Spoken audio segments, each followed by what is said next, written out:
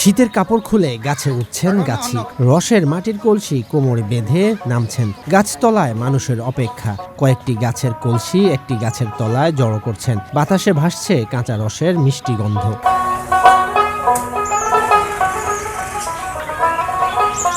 বিভিন্ন অঞ্চল থেকে আসা পর্যটকদের কেউ কাঁচা রস খাচ্ছেন, অনেকে আবার রস নিয়ে চুলায় রান্নার জন্য বসিয়ে দিয়েছেন। একটা সময় গৃহস্থ বাড়িতে খেজুরের রস ছাড়া শীতের সকাল কল্পনাই করা যেত না। নিঝুম দ্বীপের যে খেজুরের গুড় আছে, সকালবেলা যে রসগুলা নামানো হয় গাছ থেকে, এই গাছের যে রসের যে গ্রান, এই গ্রানটা আমাদের ঘরে থাকি আমরা পাই। আমরা সকালবেলা সিন্নি ফাঁকাই এবং সইডা বানাই, বিভিন্ন জাতের ফিডা তৈরি করে খাইতেছি। মাশাআল্লাহ, খুব ভালো লাগে। নোয়াখালীর দ্বীপ উপজেলা হাতিয়ার 11টি ইউনিয়নের মধ্যে সবচেয়ে বেশি খেজুর গাছ নিঝুম দ্বীপ ও জাহাজমারা ইউনিয়নে। নিঝুম দ্বীপের গুড়ের চাহিদা অনেক বেশি থাকায় দামও পাওয়া যায় ভালো, এতে খুশি এখানকার গাছিরা। 1 মাসের মতন গাছ কাটি আলা দিলে 12-13 টিল্লে এক মনের মতন হিঁজে ডিজে এটারে করি করার পরে 1 মনের মতন মিডাই জাল দিতে দিতে আপনার আসরক্ত হয়ে যায়। হিয়ার পরে মিডাই বাড়িতে রাখবার পরে আল্লাহ দিলে বেয়ারি করতেন আমরা 210 টাকা, 20 টাকা, 30 টাকা এইভাবে বিক্রি করি। আবার মাঝে মধ্যে আপনার রসও বিক্রি করি, আপনার কেজি 50 টাকা করি। প্রতি হাঁড়ি রস 50 থেকে 60 টাকায় বিক্রি করছেন গাছিরা। স্থানীয়রা এসব রস দিয়ে তৈরি করেন নানা ধরনের পিঠা। নিঝুম দ্বীপের খেজুরের গুড় অনেক পরিচিত, এটা অনেক ভালো।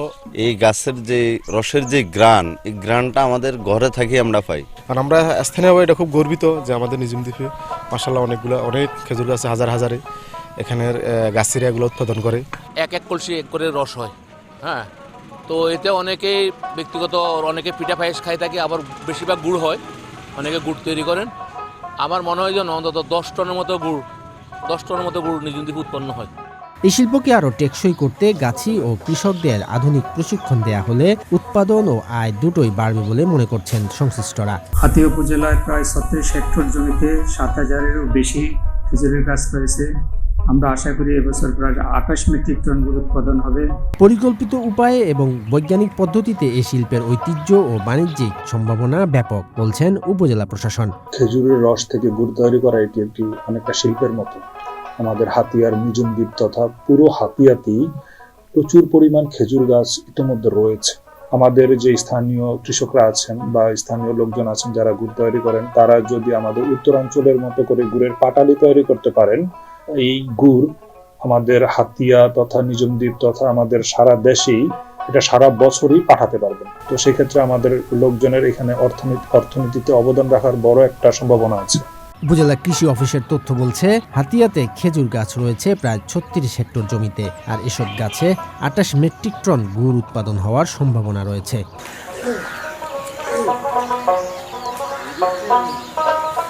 শরীয়তুল্লাহ, বৈশাখী সংবাদ।